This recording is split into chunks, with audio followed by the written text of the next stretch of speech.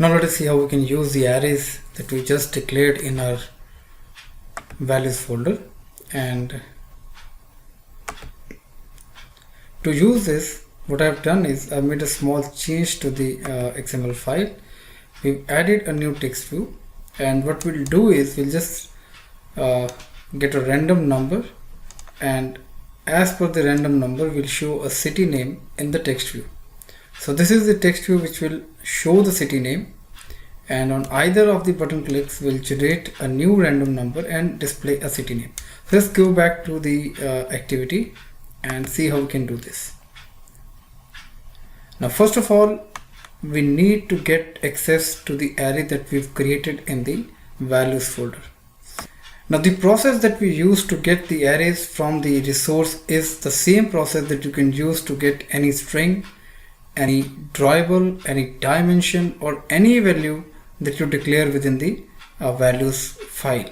So anything that we have in this my values folder, from a string to a color to an ID to a string array, the process that we'll adopt is the same, only the method name that you'll be using is different.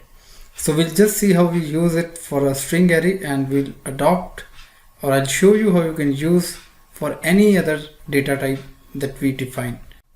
Now in order to access anything that is in the resources, let's first get access to the resources object. Now to obtain that, you need to get the method, use the method called get resources that belongs to the activity.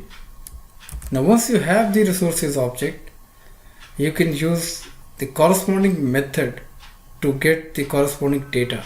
Now what I mean by this is, if you see the methods that are available to you, now if you need color, you get a method get color. If you need the boolean value, you get a method called get boolean.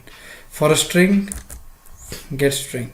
For a string array, you have get string array. For an integer array, you have get int array. For a plain integer, you have get integer.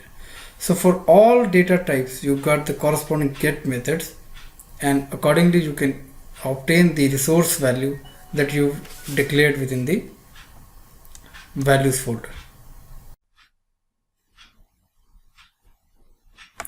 So now let's get access to the string array. We'll say cities. Now we use the method called get string array, pass in r.array.cities, and this gets us a reference to the cities array that we've created within the XML file. Now let's go to our onClick methods and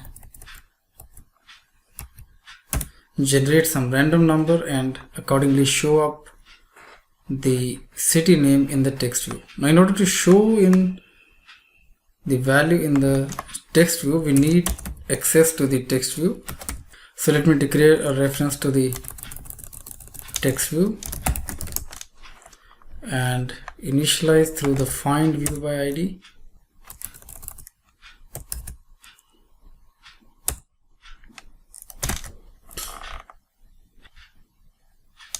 Now in order to obtain a random number, I am using the library math and a method called math.random.